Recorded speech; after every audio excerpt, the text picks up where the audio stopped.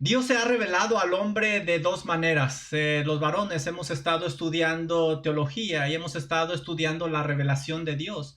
Dios se ha revelado al hombre por medio de su creación y esto se conoce en teología como la revelación general. Y toda persona tiene acceso a esta revelación. Tú ves la creación de Dios y sabes que hay un creador inteligente, pero también Dios se ha revelado por medio de su palabra. En teología esto se conoce como la revelación especial, porque se requiere la ayuda del Espíritu Santo para poder comprenderla, porque el hombre natural no percibe las cosas que son del Espíritu, porque han de discernirse espiritualmente, como dice Primera de Corintios 2:14. Precisamente este canto que vamos a estudiar el día de hoy, esta porción del Salmo 119 se enfoca en la grandeza de la revelación escrita de Dios, la Biblia. La Biblia.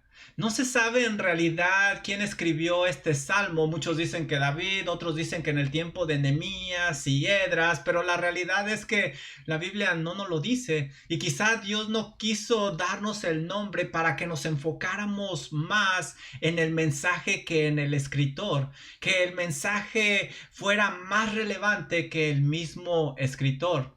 En este salmo vamos a encontrar nosotros 176 versos que representan un acróstico de las 22 letras hebreas.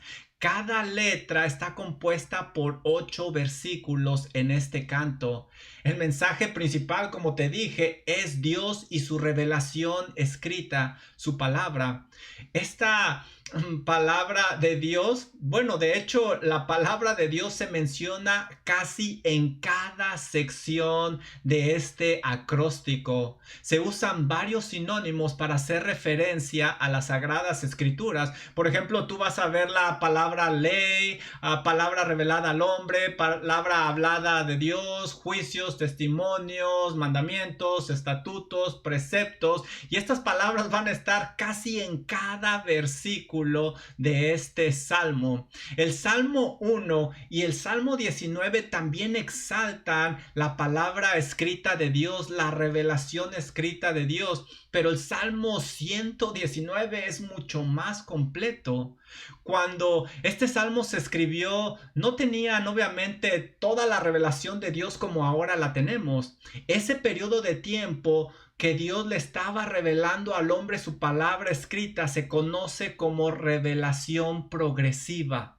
Por eso nosotros leemos en pasajes como Hebreos 1:1 y 2, Dios habiendo hablado muchas veces y de muchas maneras en otro tiempo, ahora en estos postreros días nos habla por el Hijo. Así es de que en nuestros días Dios ya no nos revela. Ahora Dios nos ilumina para poder entender la revelación que ya nos dio su palabra. La revelación se cerró, pero Dios nos sigue iluminando. Por eso, segunda de Pedro 1:19 nos dice, tenemos también la palabra profética más segura, a la cual hacéis bien en estar atentos, como una antorcha que alumbra en lugar oscuro hasta que el día esclarezca y el lucero de la mañana salga en vuestros corazones. Así es de que tenemos ahora la palabra profética más segura. No necesitamos más revelación, pero sí iluminación de parte de Dios. Tenemos lo suficiente, todo lo que necesitamos para creer en el Señor Jesucristo y tener vida eterna. Por eso Pedro le dijo a él, solo tú tienes palabras de eterna. La revelación escrita de Dios es de suma importancia y de sumo valor, como vimos en nuestro versículo introductorio de esta tarde. Miren, aún grandes hombres de la historia han reconocido el gran valor de esta revelación. Aún grandes hombres de la historia han reconocido el gran valor de la revelación especial de Dios. Por ejemplo, George Washington, el primer presidente de los Estados Unidos, dijo que es imposible gobernar al mundo correctamente sin la Biblia. Sin la Biblia. Miren, Tomás Jefferson, considerado uno de los padres de la nación de los Estados Unidos, es el principal autor de la Declaración de Independencia de los Estados Unidos en 1776. Es el tercer presidente de los Estados Unidos. Dijo: un estudio minucioso de la Biblia hará que los hombres sean mejores ciudadanos, mejores padres y mejores esposos. Y saben, ese es el núcleo de la sociedad. Y tenía razón. John Quincy Adams fue el sexto presidente de los Estados Unidos.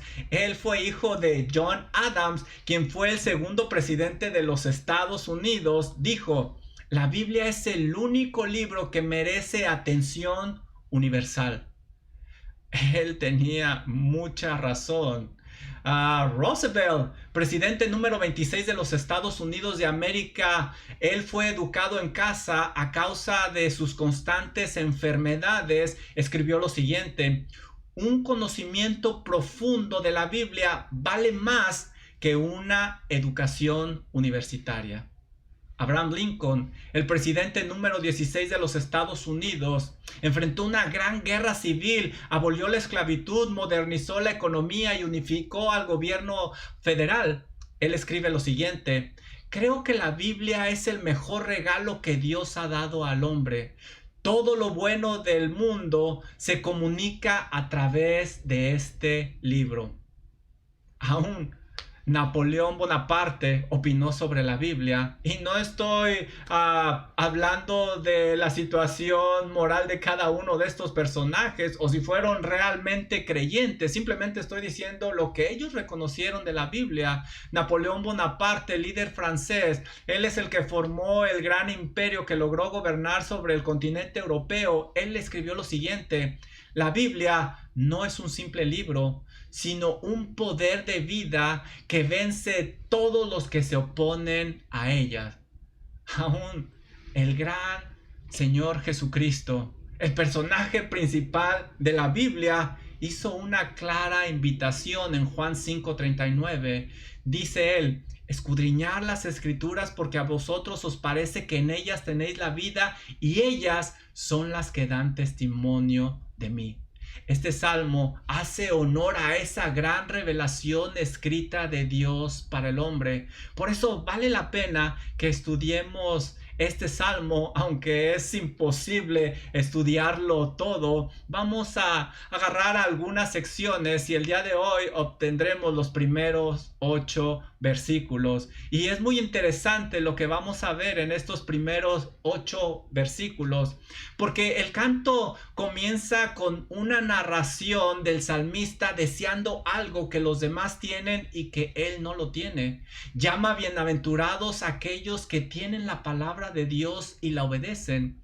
Este grupo de personas no puede pasar desapercibidas ante los ojos de esta persona. Ellos son como un imán para él, son luz en medio de la oscuridad, son sal que quita lo insípido a aquella carne.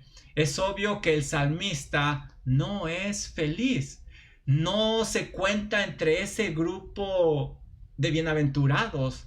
Parece que él sabe que ahí está la verdadera felicidad, pero él decidió irse por un lugar diferente. Vamos a leer los primeros 2 versículos y vamos a ver que aquel que anhela la verdadera felicidad la tiene que buscar en la palabra de Dios. La tiene que buscar en la palabra de Dios, y eso es lo que nos van a mostrar estos primeros 4 versículos. Mira lo que dice: bienaventurados los perfectos de camino, los que andan en la ley de Jehová. Bienaventurados los que guardan sus testimonios y con todo el corazón le buscan. ¿Te fijas?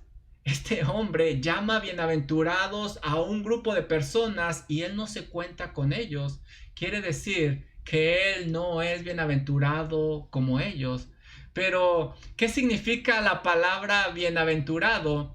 Si tú vas a un diccionario, esta palabra significa bendecido, que tiene la ayuda de Dios. Significa dichoso o feliz. Pero algo interesante es que en su idioma original esta palabra está en plural. Es decir, en el hebreo, Cuando quieren hacer énfasis en una palabra y usar un superlativo, le agregan el sufijo para que suene como plural. En este caso, es como si leyéramos felicísimo. El salmista le está llamando a ese grupo de personas felicísimas. Él se da cuenta que aquellas personas han encontrado la verdadera felicidad.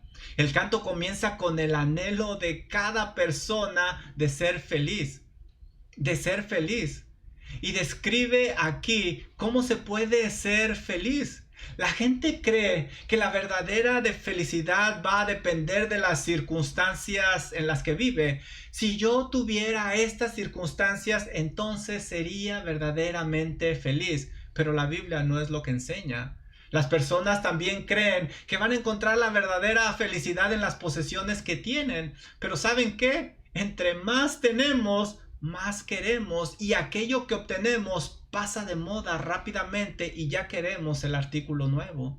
También a veces se cree que la posición social nos puede traer la felicidad y no es así. Por el contrario, nos empujan a tener cierto estándar que genera mucha presión. Todo esto quizá da una satisfacción y quizá da una felicidad, pero es pasajera y no es plena. Por eso, el salmista parece ser que ya se dio cuenta de eso. Pero Dios en su palabra nos indica que la verdadera felicidad no se va a encontrar en esas cosas, sino que se va a encontrar en obedecer su palabra. Mira, Dios nos dice claramente que busquemos en su palabra para encontrar la felicidad. El no andar con pecadores, sino deleitarse en la palabra de Dios nos va a llevar a ser bienaventurados, como dice Salmo 1, versículo 1 y 2. Bienaventurado el varón que no anduvo en consejo de malos, ni en silla, ni estuvo en camino de pecadores, ni en silla de escarnecedores se ha sentado, sino que en la ley de Jehová está su delicia, y en su ley medita de día y de noche. Dios también nos dice que la verdadera felicidad la vamos a encontrar en obedecer a Dios. Dice Proverbios 29:18, mas el que guarda la ley es bienaventurado, es felicísimo. Aún el ser corregido por Dios nos lleva a la verdadera felicidad. Por eso leemos en Job 5:17, he aquí bienaventurado es el hombre a quien Dios castiga. Por tanto, no menosprecies la corrección del Todopoderoso. Y es que si obedecemos la palabra de Dios, nos vamos a evitar muchos dolores de cabeza. Dios creó todo esto, Él puso las reglas, y si seguimos esas reglas, vamos a llegar a ser bienaventurados. El canto anima al lector a buscar la verdadera felicidad desde el punto de vista de Dios y no desde el punto de vista del hombre. Porque como vemos en estos versículos, el autor buscó la felicidad en el lugar equivocado.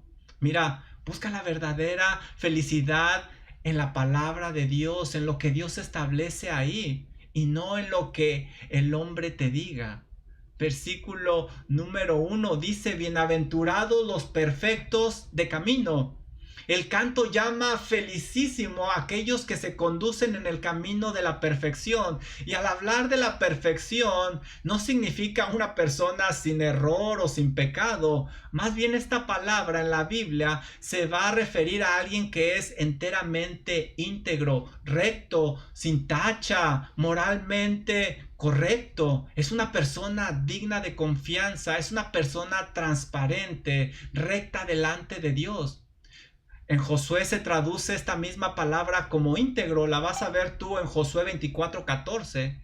Dice así, ahora pues temer a Jehová y servirle con integridad. Ahí está esa palabra y verdad. Y verdad. Varios personajes de la Biblia se les llamó perfectos y eran pecadores como tú y yo. ¿Te acuerdas de Job? Dios dijo que él era hombre perfecto y recto, temeroso de Dios y apartado de mal, pero le llama perfecto. Aquí el salmista está llamando muy felices a aquellos que se conducen en una manera íntegra ante Dios. Muchas, muchas personas logran tener cosas que les dan felicidad, pero comprometen lo más valioso que tienen, su integridad ante Dios. Por eso es algo muy pasajero. El salmista dice que aquellos que son íntegros ante los ojos de Dios son felicísimos. Son felicísimos. Por el contrario, aquellos que no son íntegros van camino hacia la tristeza. Dice el salmista, bienaventurados los perfectos de camino, los que andan en la ley de Jehová. Aquí leemos los que andan. Este verbo es progresivo, es alguien que está constantemente en la ley de Dios. Esta palabra ley de Dios es la primera forma en la que se hace referencia a las escrituras. Se usa la palabra ley y es la palabra Torah, que indica instrucción o dirección. Es decir, aquel que obedece ese conjunto de leyes y normas que rigen su vida de parte de Dios es muy feliz. Es felicísimo. Básicamente, la ley de Dios es como el instructivo del fabricante para el hombre. Esta palabra se usa en la Biblia para referirse a los 10 mandamientos, al Pentateuco y aún a toda la palabra de Dios, a toda la Biblia. El salmista tiene en mente las instrucciones que vienen de parte de Dios para que vivamos una vida correctamente y podamos ser felicísimos. Ahora, esta no es cualquier ley. Es la ley de Dios, es la ley de aquel que creó los cielos y la tierra. Existen muchas leyes con buena intención, pero no se comparan con la ley de Dios. Este verso dice que debemos de obedecer la ley de Dios, esas instrucciones que nos da para la vida, para poder ser bienaventurados o felicísimos. Recuerda que nunca estarás mejor que cuando obedeces la dirección que Dios tiene para tu vida y está revelada en su palabra. Versículo número 2. Bienaventurada atención de esta persona, de este salmista, los está viendo con mucha intención y luego les vuelve a decir bienaventurados, como si deseara mucho lo que ellos tienen. Es la segunda vez que usa la palabra y eso indica que es importante para él. Dice los que guardan, quiere decir esta palabra los que cubren, los que protegen, los que atesoran. Este salmista sabe que ese grupo de personas que obedece la palabra de Dios la valora grandemente. La valora como un tesoro, por eso usa la palabra los que guardan, los que atesoran sus testimonios. Y esta es una segunda manera como él llama a la palabra de Dios testimonios. Es la segunda vez que lo va a usar. La palabra testimonio indica dar a conocer un hecho de lo cual se es testigo. Las escrituras, por ejemplo, dan testimonio, testifican del Señor Jesucristo. Ahí es donde Él se da a conocer al hombre. Por eso leíamos Juan 5:39, donde el Señor Jesucristo dice, escudriñar las escrituras, porque a vosotros os parece que en ellas tenéis la vida eterna y ellas son las que dan testimonio de mí. En otras palabras, las escrituras nos muestran lo que Dios hará, sus planes, su deseo para el hombre. Es como un mapa para nuestra vida. Este verso llama felicísimo a aquel hombre que atesora la palabra de Dios porque ve la vida de una manera muy diferente. Por el contrario, aquellos que no ven la vida correctamente a través de la palabra de Dios van camino hacia la tristeza. Mira, atesora la Biblia. Allí encontrarás quién realmente es Dios y Él te guiará a vivir dirigido por Él una vida plena y vas a poder ser felicísimo, bienaventurado. Pero eso no es todo. ¿Te fijas cómo termina este versículo número 2? Y con todo el corazón le buscan. Todo el corazón. No hay espacio para más.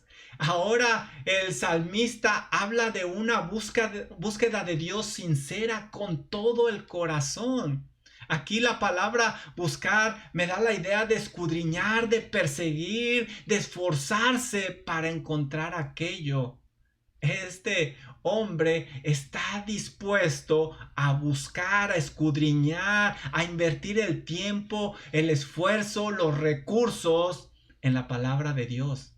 Este canto está llamando felicísimo a aquel que busca la dirección de Dios sinceramente de todo el corazón.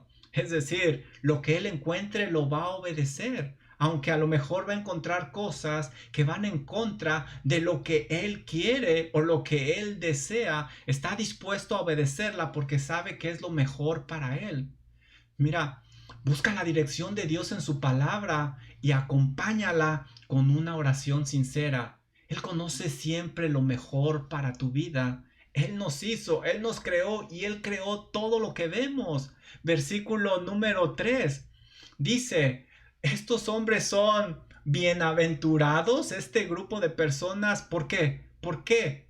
Pues no hacen iniquidad los que andan en sus caminos, en sus caminos. Y esta es otra forma de llamar a la palabra de Dios camino, que es la forma de vida. Aquellas personas que obedecen la palabra de Dios son felicísimas porque no buscan el pecar, no se complacen con la iniquidad, no encuentran deleite en eso como los inconversos, como aquellos que no obedecen la palabra de Dios. La palabra iniquidad es literalmente injusticia. Estos hombres no buscan ser injustos. Su forma de vida no es el pecar, es decir, no tienen como opción el mentir para salir de un apuro, porque la palabra dice no mentirás. No tienen como opción el robar, porque desean algo y no lo pueden obtener. Y no van a robar, porque la palabra dice no robarás.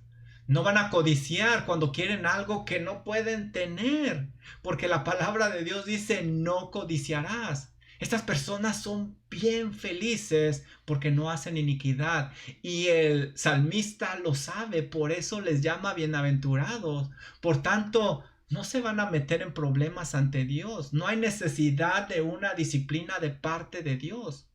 Si te quieres evitar muchos dolores de cabeza, obedece la palabra de Dios y desecha las opciones pecaminosas, como estamos viendo en este versículo. Versículo número 4, mira lo que dice Dios.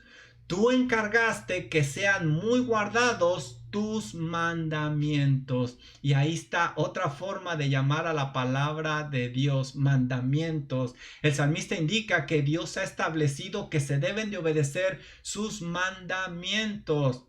Mandamiento significa doctrina. Esta es la doctrina de Dios. ¿Qué es la doctrina? Básicamente son los absolutos de Dios. Nadie los puede cambiar. Ellos no van a negociar con nadie, están establecidos y así van a ser. Son órdenes que Dios da con la intención de proveer un bien para el hombre.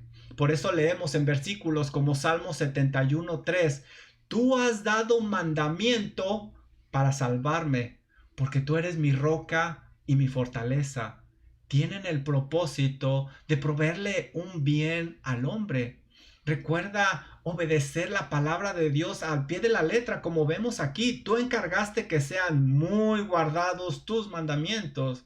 Porque mira, detrás de cada orden, detrás de cada mandamiento, detrás de cada no que tú lees en la Biblia, dale la vuelta a esa etiqueta y seguramente vas a ver algo que dice, mijo, porque te amo, porque quiero lo mejor para ti, porque no quiero que sufras.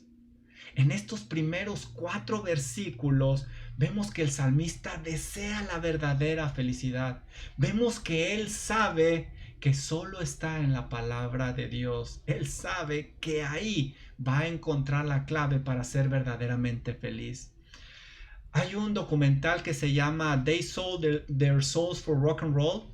En español es Ellos vendieron sus almas por el rock and roll. Y ahí se menciona un cantante muy, muy famoso que creció en el evangelio, pero a cierta edad se apartó para seguir sus sueños. Cuentan ahí que este cantante famoso regresó a su pequeña iglesia y platicó con el que era su pastor y le dijo las siguientes palabras: Pastor, hice todo lo que usted me dijo que no hiciera. ¿Y sabe? Soy famoso, soy rico, pero también soy el hombre más miserable sobre esta tierra. Ese cantante murió de una sobredosis de droga. Eso es lo que quiere evitar la palabra de Dios. Y este hombre lo sabe. Sabe dónde encontrar la verdadera felicidad.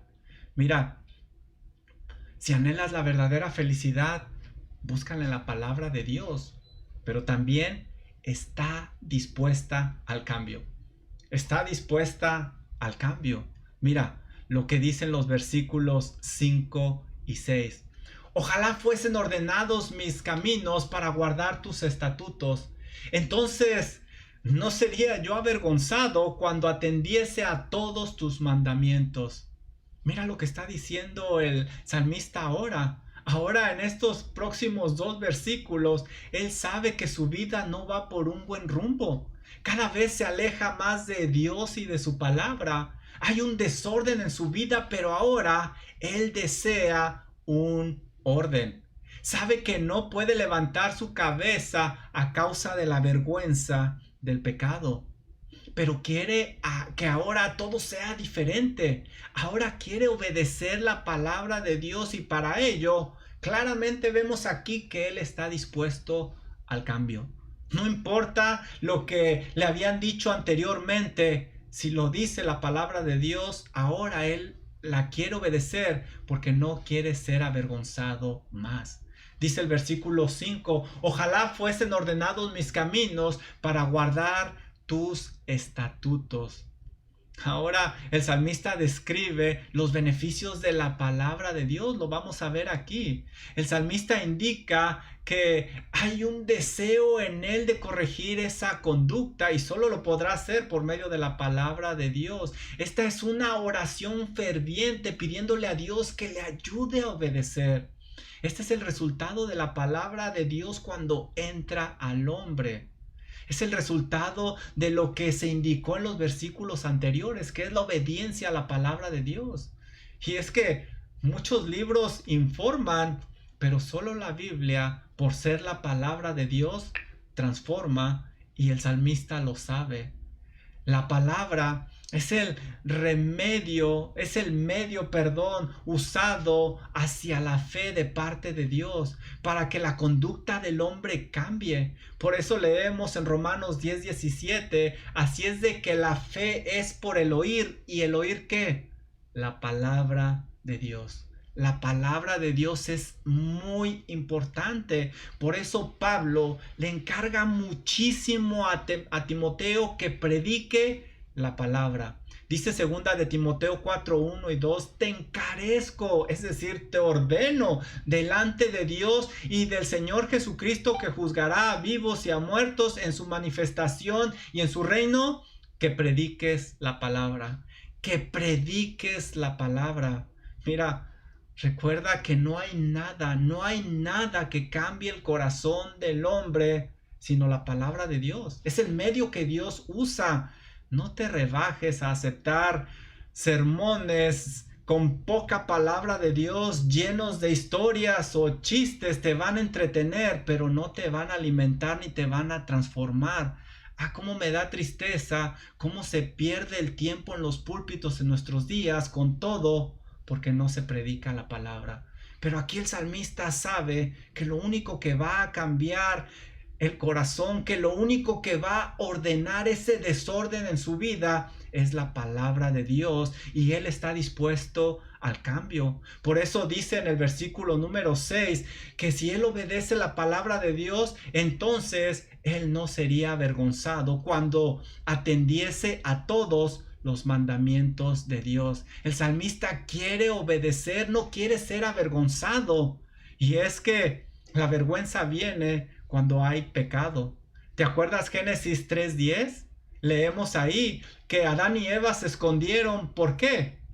Porque oyeron la voz de Dios y estaban desnudos y tuvieron miedo y se escondieron. Pero antes ellos no tenían vergüenza, no tenían miedo. Dice Génesis 2:25, y estaban ambos desnudos, Adán y su mujer, y no se avergonzaban. No había necesidad de esconderse.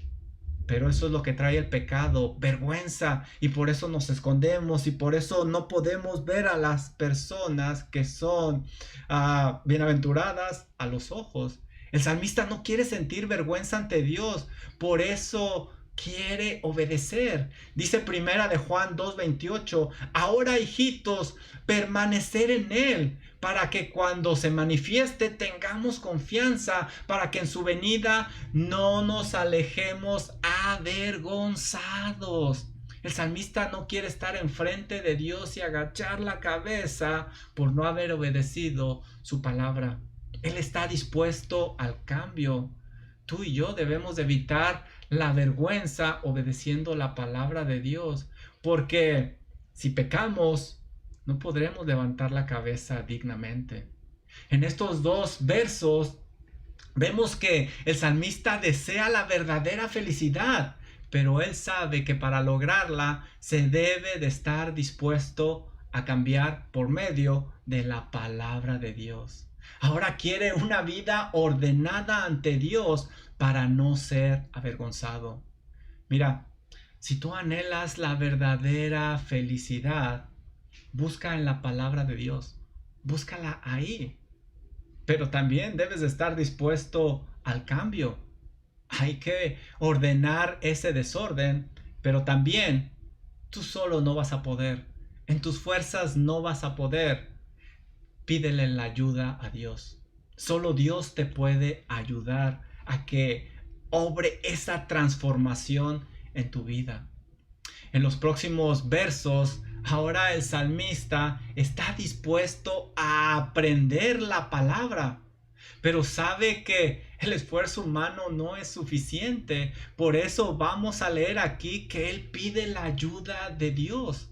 Él está consciente que si Dios le ayuda, aprenderá la palabra de Dios, la podrá obedecer y entonces podrá alabar a Dios sinceramente. Ya no habrá necesidad de agachar la cabeza, ya no hay necesidad de sentir vergüenza. Ahora puede ser parte de ese grupo de personas que se llama bienaventurados o felicísimos, o felicísimos. Ahora este hombre pide la ayuda de Dios.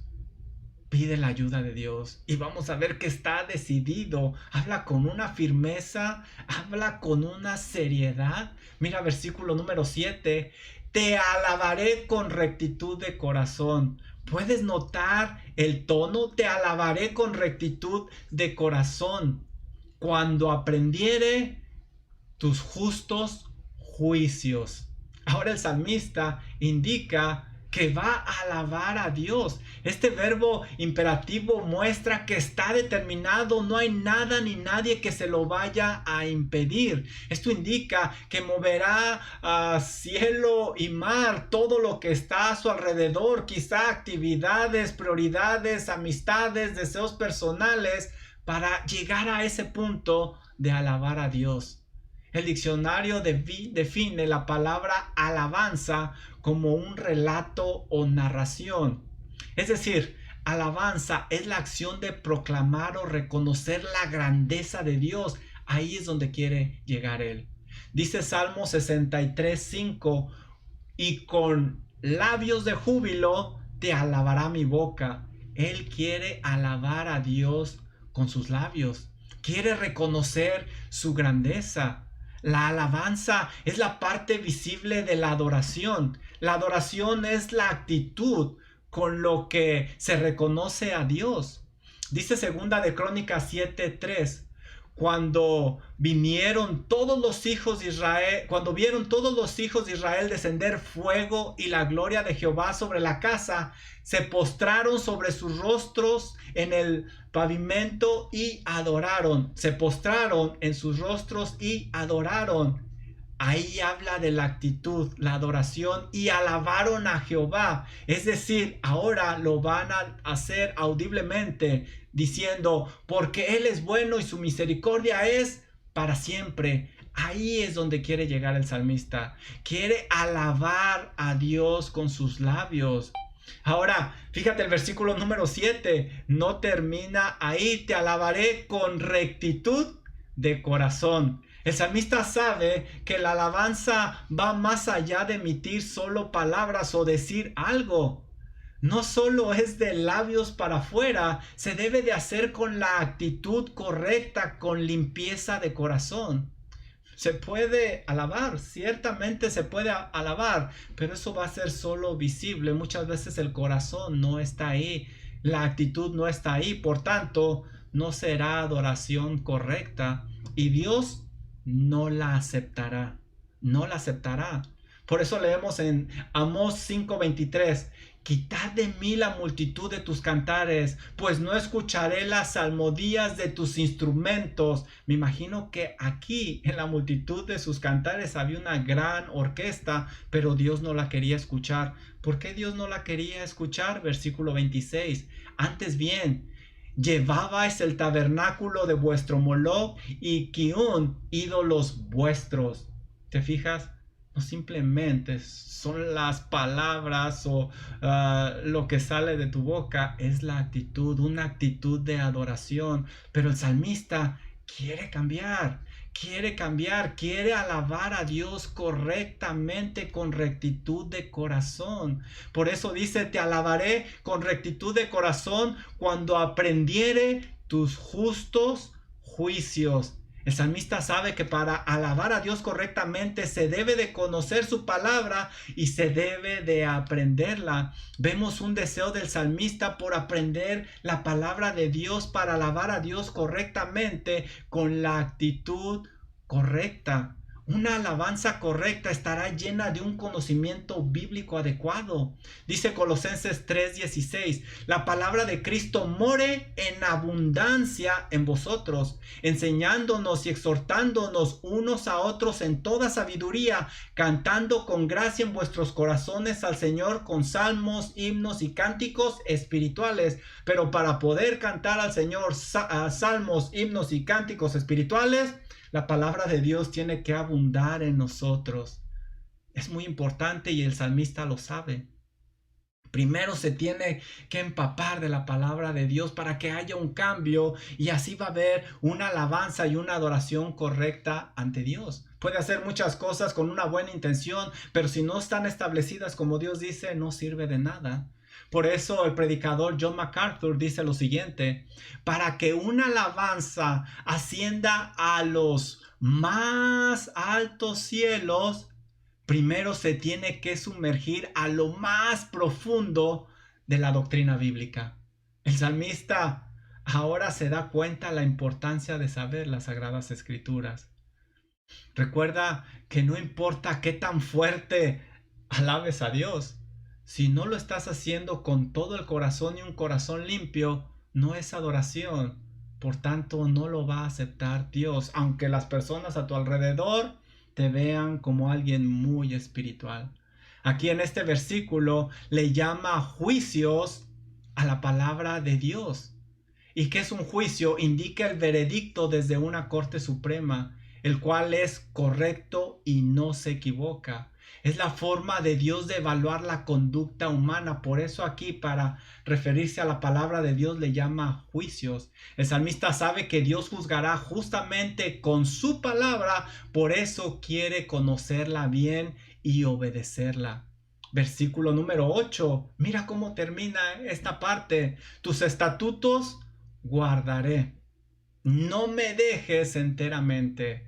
Tus estatutos guardaré, dice el versículo número 8. Nuevamente el salmista reafirma esa gran determinación que tiene para obedecer la palabra de Dios. Ahora les llama estatutos. La palabra indica una prescripción, un reglamento, una tarea. Se deriva del verbo grabar o escribir. Básicamente es la palabra escrita de Dios y con la autoridad que viene. Es como cuando el juez escribe en una corte una orden. Está escrito, pero el valor que tiene por la persona que está ordenando es grande. O es como cuando el doctor da una prescripción o el maestro da una tarea. Es más que un escrito.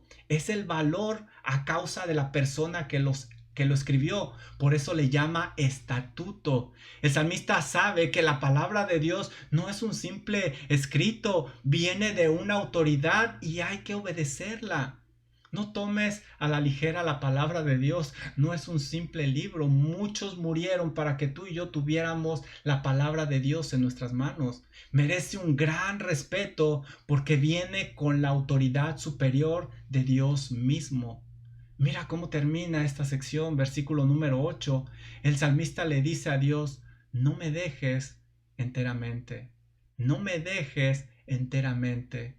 La primera letra del acróstico termina con una oración pidiendo la ayuda de Dios. Sabe que necesita la ayuda de Dios para comprender y obedecer su palabra. Por eso lo vas a leer varias veces en este salmo que se necesita la ayuda de Dios. Versículo 12, 26, 33, 64, 66, 68, 124, 135. Todos estos van a decir que se necesita la ayuda de Dios. En esta primera letra del acróstico, el canto nos muestra cómo encontrar la verdadera felicidad y se encuentra mediante la obediencia de la palabra de Dios. Ahora, para este hombre, el modo de vida ya no va a ser el pecar. Ahora, en lugar de una disciplina, va a recibir la bendición de Dios. Va a experimentar la transformación porque está dispuesto a obedecer la palabra y no ser avergonzado. Habrá ahora un deseo de alabar a Dios, pero alabarlo correctamente, con manos limpias. Entonces habrá una felicidad plena, una felicidad plena. En estos versos vemos claramente que para ser verdaderamente feliz debes obedecer la palabra de Dios. Debes de obedecer la palabra de Dios. No hay otra forma. Aquí el salmista ha encontrado la clave de la verdadera felicidad. Nos está indicando que él está decidido al cambio, pero no puede solo y necesita la ayuda de Dios. Esta es una oración de acuerdo a la voluntad de Dios. Por eso estoy seguro que Dios la va a contestar. Porque yo veo claramente que el salmista va por buen camino. Mira, para ser verdaderamente feliz debes de obedecer la palabra de Dios. Pero lo primero que tienes que obedecer es ver al Señor Jesucristo, el personaje principal de la palabra de Dios, como un Salvador. Él fue crucificado, fue sepultado y resucitó al tercer día para que tú y yo tuviéramos perdón de pecados y vida eterna en su nombre. Por eso la palabra dice que debes de arrepentirte de tus pecados y poner tu fe y confianza en el Señor Jesucristo como tu Salvador. Ahí empieza todo. Entonces, la palabra de Dios dice que el Espíritu Santo morará en ti y Él te guiará a toda verdad, como dice Juan 16:13. ¿Sabes? Quizá el Señor te ha estado hablando a tu corazón. ¿Qué decisión debes de tomar hoy mismo para estudiar la palabra de Dios y obedecerla? ¿Qué decisión debes de tomar hoy mismo? Porque si tú lo haces así, podrás llegar a ser una persona verdaderamente bienaventurada. Pero a lo mejor, como el salmista, vas a tener que cambiar muchas cosas alrededor de ti para que nada ni nadie compita con tu devoción con Dios y su palabra. Atiende el llamado de aprender y obedecer la palabra de Dios para recibir la bendición de Él. No te dejes llevar con aquellas cosas pasajeras que te ofrecen una felicidad muy temporal con un precio muy, muy alto. Acuérdate, busca, cambia y ora. Busca, cambia y ora.